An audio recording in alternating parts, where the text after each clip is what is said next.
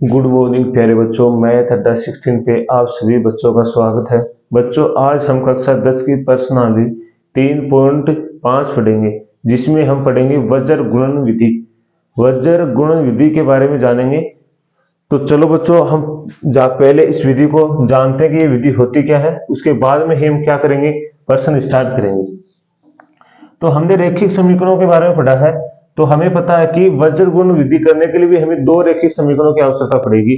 जैसे हमें विलोपन में पड़ी है, प्रतिस्थापन में पड़ी है, वैसे ही क्या पड़ेगी, वज्र गुणन विधि में पड़ेगी।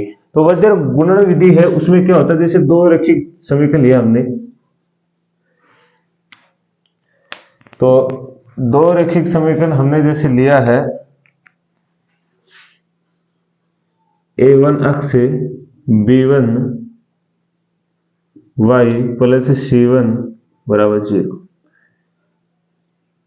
a2 अक्ष से plus b2 y plus c2 बराबर 0 होता। ठीक है। अब ये हमने जैसे लिया है, तो हमें क्या करना है, यहां से जो विधि होती है वज्र गुणन विधि, यहां से जैसे होती है x बटे, अब आपको क्या करना है वज्र गुणन विधि में कि दो दो दो के क्या ले हैं, जोड़े लेने। जैसे मान लो ये b1 है, पहले इसी से स्टार्ट होता है, b1 b2, ठीक है। उसके बाद में c1 c2 बराबर में लिखना y, क्योंकि हमें एक्स वाई की बात नहीं चाहिए। फिर यहां से क्या लिखेंगे हम, c1 c2 a1 a2, फिर बराबर लिखेंगे 1 a1 a2 b1 b2, ऐसे लिखते हैं। अब जैसे भी वज्र गुणन विधि में हमें करना है, तो बच्चों देखो करना कैसे है कि इस वाले को इससे गुणा करना है और इस वाले को इससे गुणा करना है। इन दोनों को गुणा करके इसमें से क्या घटा देंगे, ये वाला घटा देंगे। जैसे कैसे लिखेंगे, x बटे, इसको इससे गुणा करेंगे b1 इंटू सी b1 गुणा c2 माइनस b2 माइनस गुणा c2। अब जैसे इसका लिखेंगे तो y बराबर क्या होगा, ये वाला इससे होगा और ये वाला इससे, इसे क्या बोलते हैं, वज्र गुणन विधि बोलते हैं। इससे होगा a2 c1 minus a1 c2, ठीक है। इससे क्या होगा, ये वाला बच्चों इससे होगा और ये वाला इससे होगा। तो इसको इससे करेंगे तो क्या होगा, a1 b2 minus b1 a2, क्या आएगा, b1 a2। अब यहां जो हमारे पास a1 b1 का मान आएंगे, वो ही हमें यहाँ क्या करना है, रखना है। जैसे हमारे पास रैखिक समीकरण दे रखा है, वहां से हमें क्या मिलेंगे, a1 के मान मिलेंगे, a2 के मिलेंगे, b1 के मिलेंगे, b2 के मिलेंगे, c1 के, c2 के मिलेंगे। जैसे हम एक बार आप इसका स्क्रीनशॉट लीजिए, उसके बाद में हम इसके कुछ रैखिक समीकरण लेकर इसको हल करते हैं।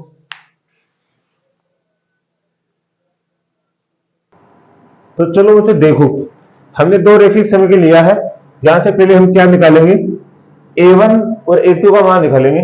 इससे a1 का मान कितना है, 2, b1 का मान कितना है, 3, c1 का मान कितना है, 5। देखो ये a1 का है, ये b1 का है, ये c1 का है। अब यहां से क्या आएगा, a2 बराबर कितना होता है, 3, b2 बराबर होता है 2 और c2 बराबर होता है 10।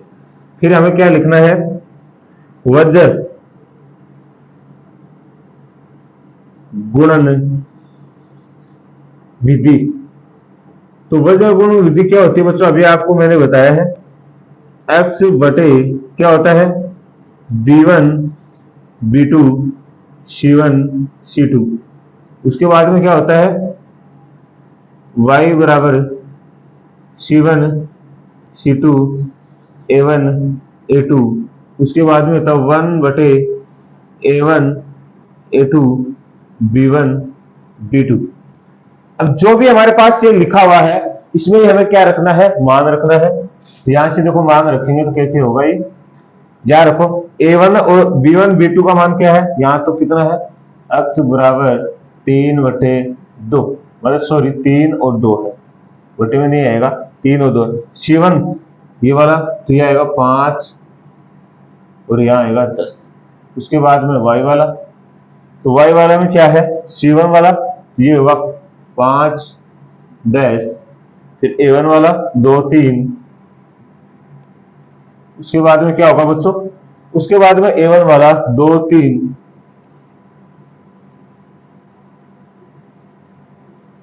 और उसके बाद में क्या है B1 वाला 3 2।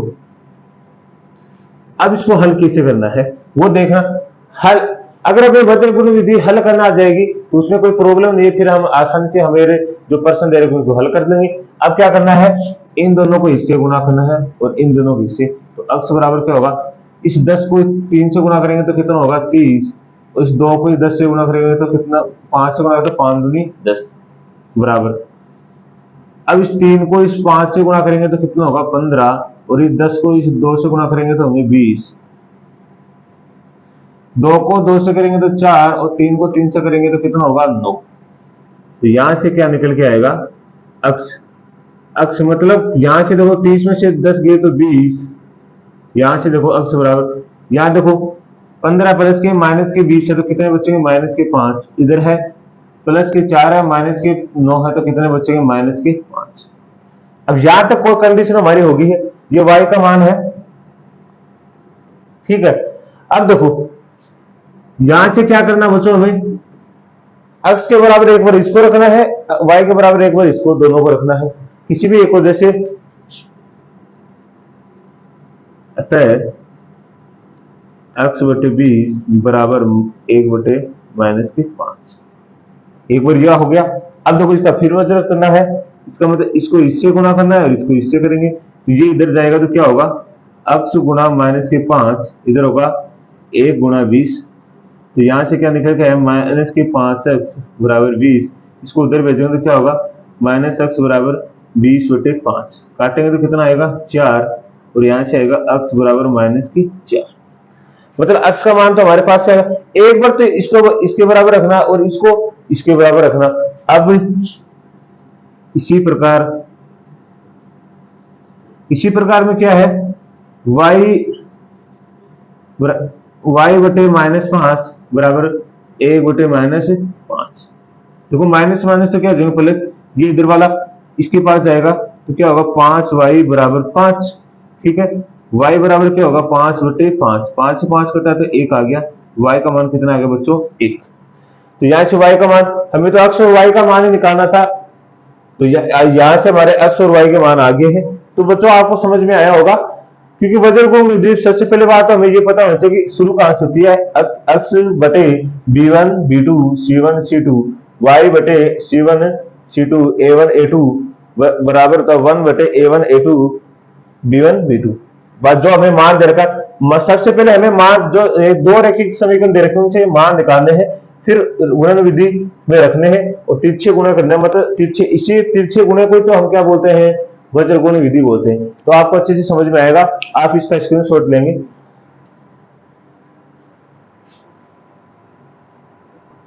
तो चलो प्यारे बच्चों आगे देखिए, अब तक हमने पीछे के 13 उदाहरण कर लिए हैं, अब ये 14वां उदाहरण है। तो आपको बच्चों इसको अच्छे से समझना है और उसके बाद में हमें रैखिक समीकरण बनाने हैं, मतलब बीजगणितीय व्यंजक बनाने हैं।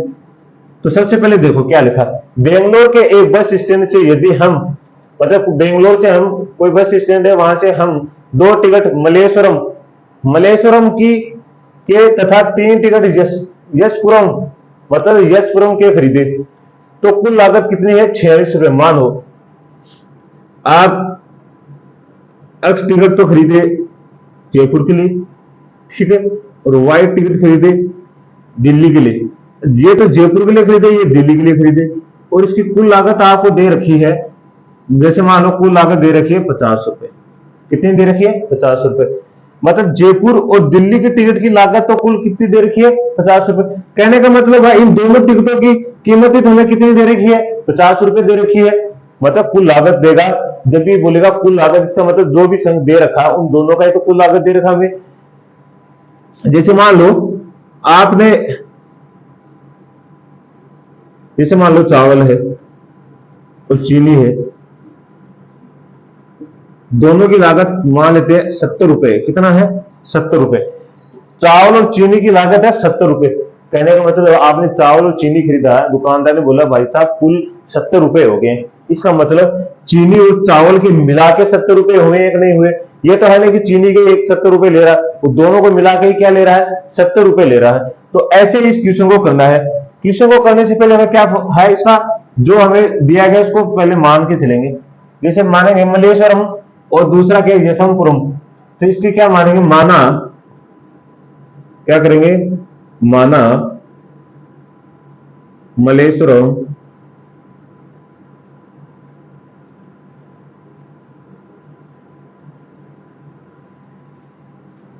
के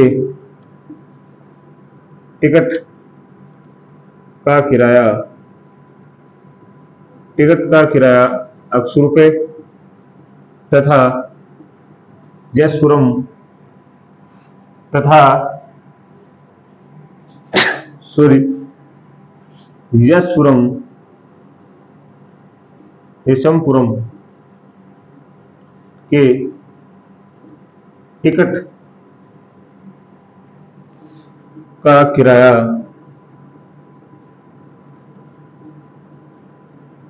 ₹Y है।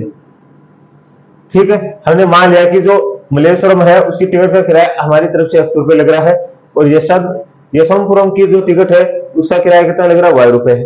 उसके बाद में क्या लिखना? प्रश्नानुसार। क्या लिखना बच्चों? प्रश्नानुसार। फिर लिखेंगे पहली शर्त। इसमें दो शर्त चलेंगी तभी तो दो रेखीय समीकरण बनेंगे। पहली शर्त में क्या बोला है इसने? बेंगलोर के लिए एक बस स्टैंड से यदि हमने दो टिकट मलेश्वरम की खरीदी, हमारी तरफ से एक टिकट का किराया 80 रुपए है, मतलब हमारी तरफ से एक टिकट का किराया 80 रुपए, दो टिकट का कितना हो जाएगा? 2x। और यशवंतपुरम, तीन टिकट यशवंतपुरम के खरीदे, मतलब तीन टिकट कहां के खरीदे? यशवंतपुरम के खरीदे। हमारी तरफ से यशवंतपुरम के टिकट का किराया कितना है? ₹Y है। तो तीन टिकट का किराया कितना हो जाएगा? 3Y। और इनकी जो लागत है, तो कुल लागत कितनी है? 46 रुपए। इन दोनों की टिकटों का कुल लागत कितना मिल रहा है हमें? 46 रुपए। कहने का मतलब है यशवंतपुरम और जो मलेश्वरम है इन दोनों की टिकट मिला के तो 46 रुपए लग रहे हैं। अरे इन दोनों टिकटों को मिलाएंगे तभी तो 46 रुपए लगेंगे हमारे। तो इसका ये समीकरण नंबर क्या हो गया? 1। अब जैसे दूसरी शर्त है, दूसरी शर्त में क्या बोला बच्चों? परंतु यदि हम तीन टिकट मलेश्वरम, मतलब एक टिकट का किराया कितना है हमारे पास? x है, तो तीन टिकटों का कितना हो जाएगा? 3x। ठीक है, मलेश्वरम के। और 5 टिकट यशवंतपुरम के, तो 5 टिकट, एक टिकट किराया यशवंतपुरम के ₹Y है, तो 5 टिकट कितना हो जाएगा? 5Y। ठीक है, खरीदे। तो कुल लागत कितना है? अब की बात 74 रुपए है। तो अगर हम क्या खरीदते हैं? तीन टिकट मलेश्वरम और 5 टिकट किसी कहते हैं यशवंतपुरम के खरीदते हैं, तो हमें 74 रुपए देने पड़ते हैं। कहने का मतलब इन दोनों को मिला के हमें कितने रुपए देने पड़ते हैं? 74 रुपए। ये समीकरण नंबर हमारा हो गया 2। अब हमने बीजगणितीय व्यंजक के रूप में समीकरण तैयार कर लिए, रेखीय समीकरण बन गए। अब इनको किसी विधि से हल करेंगे? वज्रगुणन विधि से। तो बच्चों आप यहां तक इसका स्क्रीनशॉट लीजिए। तो अब आगे देखिए, अब जो हमने लिखा इसकी आवश्यकता नहीं है, प्रश्न की भी आवश्यकता अब है नहीं, क्योंकि समीकरण आने के बाद हमें सिर्फ समीकरणों की आवश्यकता रहेगी।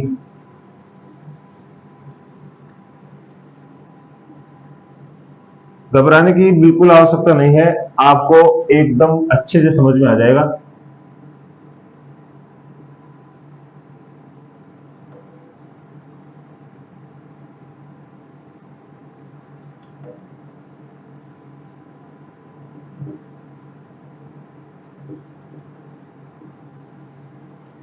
ये हमारे समीकरण हो गए। अब यहां से क्या करना है हमें? A1 और A1 B1 C1 A2 B2 C2 के मान निकालने हैं। तो यहां से मैंने अभी बताया था A1 का मान क्या होगा? 2, B1 का मान कितना होगा? 3 और C1 का मान कितना होगा? अब इसको अगर सही रूप में लिखना चाहिए, एक बार इस समीकरण को सही रूप में लिखेंगे, ये सही रूप में नहीं लिखे ना इस तरह, तो सही रूप में लिखेंगे तो बच्चों कैसे होगा? 2x + 3y, इधर लेकर आएंगे 46 को, 6 - 46 = 0। ये समीकरण नंबर 3 हो गया। इसको करेंगे तो हो गया 3x प्लस 5y माइनस की 74 बराबर 0, समीकरण नंबर 4। अब यहां से लिखेंगे a1 का मान कितना बच्चों 2, b1 का मान कितना है 3 और c1 का मान कितना माइनस के 46। ठीक है, a2 का मान कितना हमारे पास बच्चों 3, b2 का मान कितना है 5 और c2 का मान कितना माइनस के 74। अब हमें पता है क्या लिखेंगे, वज्र गुणन विधि से। तो क्या होता है हमारे पास x बटे क्या होता है b1 b2 c1 c2 बराबर होता है y c1 c2 a1 a2 बराबर होता है 1 बटे a1 a2 b1 b2। अब यहां से बच्चों मान रखते जाएंगे और मान हमारा आएगा x बटे b1 b2 के मान है 3 5, फिर है c1 c2 को माइनस 46 माइनस 74 माइनस 46 और माइनस के 74, फिर है y में क्या है c1 c2 कितना है ये वाला माइनस के 46 माइनस के 74, फिर है a1 a2 2 और 3 2 और कितने हैं 3, फिर है एक a1 a2 2 और 3, फिर है b1 b2 3 और 5। ठीक है बच्चों, यहां तक आपको कोई प्रॉब्लम नहीं होनी चाहिए। अब क्या करना, हमें तीसरा करना है, इसको इससे करेंगे और इसको इससे, इस वाले को इससे, इस वाले को इससे, इस वाले को इससे, इस वाले को इससे। तो यहां से होगा बच्चों x बराबर, इसको इससे करेंगे तो कितना होगा 3 गुणा माइनस के 74 माइनस क्या होगा 5 गुणा माइनस के 46। ठीक है, यहां तक होगा y बराबर माइनस के 46 गुणा 3 माइनस माइनस के 74 गुणा 2। ठीक है, आगे होगा 1 बटे 3 गुणा 5 माइनस के 3 गुणा 3। जब भी माइनस का आता है तो उसको कोष्टक के अंदर ले लिया करो। ठीक है, अब यहां से x बटे, अगर 74 को करेंगे तो 3 से तो कितना होगा 12, असल के 1 7 21 और 1 22, तो कितना होगा माइनस के 222। फिर माइनस देखिए माइनस कोष्टक के अंदर बाहर भी तो क्या है प्लस 6 पंजे 30 असल के 3 हो गया और 4 पंजे 20 है 3 23, ये हो गया 230। यहां से y का मान आएगा 46 को करेंगे 18 असल के 1 4 12 और 1 13 माइनस के 138। यहां देखो प्लस हो जाएगा, तो यहां से जब गुणा हो रहा है ये 2 से तो क्या होगा 4 दूनी 8 और 7 दूनी 14। ठीक है, यहां से क्या होगा बच्चों 15 माइनस के 9। ठीक है, तो यहां से x बराबर 222 है प्लस के ये माइनस के ये 230 है प्लस के, तो कितना बचेगा 8 बचेगा, तभी तो कितना होगा 230 होगा। यहाँ y कितना एक माइनस के 138 है प्लस के 48 है, कितने बचेंगे 10 और यहां से बचेंगे 1 बटे 6। अब देखो किसी भी कर लो, अतः x बटे 8 बराबर होता है 1 बटे 6। इसको इधर भेजेंगे, इसको इधर भेजेंगे, तो यहां से क्या आएगा 6x बराबर क्या निकल के आएगा बच्चों 8 और x बराबर आएगा 8 बटे 6, काटोगे तो कितना आ जाएगा 4 बटे 3। ठीक है, इसी प्रकार अब क्यों क्या आएगा y बटे 10 बराबर 1 बटे 6, इधर जाएगा 6y बराबर कितना हो जाएगा 10, और यहां से निकालना चाहिए तो होगा हमारा y बराबर 10 बटे 6, काटेंगे तो कितना आएगा 5 बटे 3, तो y का मान कितना आ गया 5 बटे 3। चलो हमें x और y के मान निकाले थे, x का मान हमारे पास आ ही गया है यहाँ से 4 बटे 3। तो बस ऐसे ही इसको हल करना है, बहुत ही आसान विधि है, ज्यादा कोई कठिन विधि है नहीं। आप एक बार 2 बार अगर प्रयास करेंगे तो अच्छे से समझ में आ जाएगा। आप इसका स्क्रीनशॉट ले लीजिए।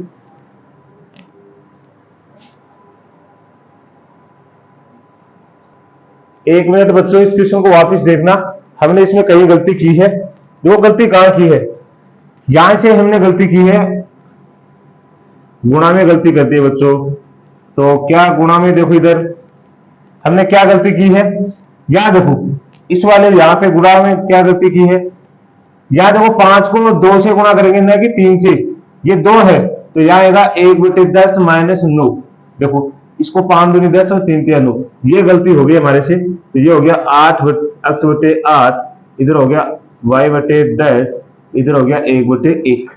तो हमने ये गलती कर दी है, इसलिए हमारा क्वेश्चन क्या हो गया, बटे में आ गया, गलत हो गया। तो यहां से करेंगे, अतः x/8 बराबर 1/1, इसको इधर भेजेंगे, इसको इधर, तो क्या होगा x बराबर 8, क्योंकि x को 1 को x से गुणा करेंगे x ही होगा, 8 को 1 से गुणा करेंगे तो वह 8 ही होगा।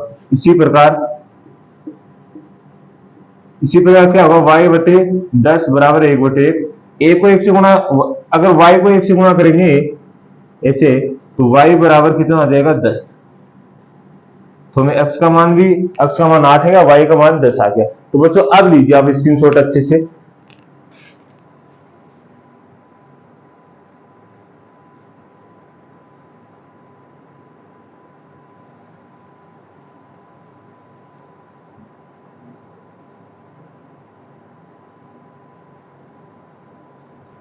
चलो बच्चों अगला उदाहरण देखिए, उदाहरण नंबर 15। इसमें बोला है p के किन मानों के लिए निम्न समीकरणों के युग्म का अद्वितीय हल है। अद्वितीय हल का मतलब आपको मैंने अच्छे से समझाया था, अद्वितीय हल के क्या होता है। तो सबसे पहले बच्चों में क्या करना है, यहाँ से a1 a2 b1 b2 के मान निकालने हैं। तो सबसे a1 का मान कितना है, यहाँ से बच्चों 4, b1 का मान कितना है p, और c1 का मान कितना है 8। ठीक है, a2 का मान बच्चों 2 है, b2 का मान कितना बच्चों 2 है, और c2 का मान भी बच्चों कितना है 2। अब अद्वितीय हल कब होता है, कब समीकरण रैखिक समीकरण अद्वितीय होते हैं, उसके बारे में तो मैंने आपको बताया था। अद्वितीय हल कब होता है, जब a1 a2 नॉट इक्वल होता है b1 b2 के। जब ये दोनों एक दूसरे के नॉट इक्वल होते हैं तभी क्या मान होता है, अद्वितीय हल होता है। तो यहां से हम मान रखेंगे, a1 का रखेंगे कितना है 4/2 हो गया, और यहां हो गया p/2। तो क्या ये एक दूसरे के इक्वल हो गया, नहीं है ना। तो यहां से हम p का मान निकालेंगे तो बच्चों कैसे आएगा, ये वाला इससे गुणा होगा और ये वाला इससे, तो 4 × 2 बराबर p×2, क्योंकि ये दूसरे के एक दूसरे के इक्वल नहीं होने से तभी तो क्या होगा, अद्वितीय हल होगा। यहां से क्या निकल के आया है 2p बराबर 8, और यहां से आएगा p बराबर 8/2। काटेंगे तो कितना आएगा 4, और यहां क्या आएगा p बराबर 4। अब देखो इसने बोला है कि p के किस मान के लिए यह अद्वितीय हल होगा। अब देखो यहाँ पे p का मान अगर हम कितना रख देंगे 4, एक बार रख के देखो 4/2 हो गया क्या ये अद्वितीय हल होगा क्या, नहीं होगा। इस p के 4 के लिए अद्वितीय हल नहीं होगा, लेकिन हम क्या लिख सकते हैं, लिखेंगे p बराबर 4 के अतिरिक्त, p बराबर 4 के अतिरिक्त अन्य सभी मानों के लिए समीकरणों का अद्वितीय हल होगा। कहने का अर्थ हुआ 4 को छोड़ के, आपको p का मान 4 को छोड़ के जो भी आप मान लेंगे उसके लिए समीकरण क्या होंगे, अद्वितीय हल होगा। समीकरणों का क्या होगा बच्चे, अद्वितीय हल होगा। p बराबर 4 को छोड़ के, क्योंकि p का मान 4 लेंगे तो अद्वितीय हल नहीं होगा। तो इसके क्या करना है, p बराबर 4, p का जो मान 4 है उसको छोड़ के बाकी सभी मानों के लिए ये क्या होगा, समीकरण अद्वितीय हल होगा। तो बच्चों आपको अच्छे से समझ में आएगा, इसका भी आप स्क्रीनशॉट ले लीजिए। तो बच्चों अगला क्वेश्चन मतलब अगला उदाहरण देखना, उदाहरण नंबर 16। यहां लिखा के किस मानों के लिए निम्नलिखित समीकरणों के युग्म के अपरिमित रूप से अनेक हल होंगे। मतलब अपरिमित रूप से अनेक हल होंगे, कब होंगे ये भी मैंने आपको पीछे वाली क्लास में बता दिया है। पर्सनली पीछे चल रही थी उसमें बता देता है अपरिमित रूप से कब अनेक हल होंगे। तो सबसे पहले यहाँ हमें क्या लिखना है, a1 a2 b1 b2 के मान। a1 का मान कितना है k, b1 का मान है 3, और c1 का मान है -k, a2 का मान कितना बच्चों 12, b2 का मान है k, और c2 का मान है -k। अपरिमित रूट से अनेक हल होंगे जब जब a1 a2 बराबर है b1 b2 बराबर है c1 c2 के। जब ये तीनों ही एक दूसरे के क्या होते हैं, इक्वल होते हैं बच्चों, बराबर होते हैं, तब हमारा क्या आता है, अपरिमित रूप से अनेक हल होता है। तो हम यहां से निकालेंगे a1 का मान कितना बच्चों k, और a2 का मान कितना है 12, b1 का मान है 3 और b2 का मान क्या है k, फिर क्या है c1 का मान क्या है -k-3 और नीचे c2 का मान क्या है -k, तो माइनस माइनस प्लस हो गया। अब किसी भी दो समीकरणों को ले लीजिए, तो यहां से हम लेंगे इन दोनों को ले लो या फिर इन दोनों को ले लो, फर्क किसी से नहीं पड़ेगा, हमें तो k का मान निकालना है, तो हम लेंगे अतः k बराबर 12 3/k, तो ये इससे जाएगा ये इस बार, तो यहां से होगा k गुणा k बराबर 12 गुणा 3, तो यहां से निकल के आएगा k स्क्वायर बराबर 12 3 36। k को k से गुणा करेंगे तो क्या होगा, k स्क्वायर होगा। अब यहां से k का मान निकालेंगे तो k बराबर रूट 36 प्लस माइनस, ये स्क्वायर बराबर के उधर जाएगा तो किसमें जाएगा, रूट में, तो यहां से देखो k बराबर क्या हो जाएगा, k बराबर प्लस माइनस की 6, क्योंकि 36 होता है तो ऐसे लिख सकते हैं, देखो रूट 36 है तो इसको ऐसे लिखेंगे 6 गुणा 6 हो गया, और 6 को लिखेंगे तो ये होता है 6 का स्क्वायर, स्क्वायर से क्या हो जाता है बच्चों, रूट कैंसिल हो जाता, तो यहां से आ गया। फिर दूसरा अगर हम यहां से लेके देखें तो क्या हुआ, 3/k बराबर k-3k, इसको इधर भेजेंगे ये होगा 3k, इसको इधर भेजेंगे तो k-3, यहां से होगा 3k, अंदर जाएगा k स्क्वायर माइनस के, क्या जाएगा यहां से 3k, इसको इधर लेकर आएंगे तो कितना होगा, k स्क्वायर बराबर 3k प्लस के 3k, दोनों को जोड़ेंगे तो कितना आ जाएगा बच्चों, यहां से 6k, देखो एक के से एक कैंसिल हो गया तो क्या k बराबर कितना आ गया 6। इसके मतलब, इसका कहने का मतलब ये होगा कि जो k का मान क्या आएगा 6, उसके लिए समीकरण क्या होगा, इसका क्या होगा समीकरण, अपरिमित रूप से अनेक हल होगा। जैसे आप रख के देख लो, यहाँ पे हमने रखा 6/12 3/6, यहां 6 रखेंगे तो कितना आ जाएगा, तो यहां आएगा 6 - 3/6, तो यहां से क्या निकल जाएगा 1/2 यहां आएगा 3/6, इसको काटेंगे तो भी कितना आएगा 1/2, तो इसका मतलब सभी क्या आएगा 1/2 1/2 1/2। ठीक है, तो हमें लिख क्या देंगे, क्या लिखेंगे, हम लिखेंगे k बराबर 6 के लिए समीकरणों का अपरिमित रूप से अनेक हल होगा। मतलब k का मान अगर 6 रखेंगे तो इस पूरा समीकरण का क्या मान हो जाएगा, अपरिमित रूप से अनेक हल हो जाएंगे बच्चों। तो आप सभी को ये बात समझ में आई होगी, तो सभी को इस बात समझ में आ गई होगी अच्छे से। तो आज के लिए हम इतना ही करेंगे, तो सभी को मैथ अड्डा शिक्षण की तरफ से धन्यवाद। जय हिंद।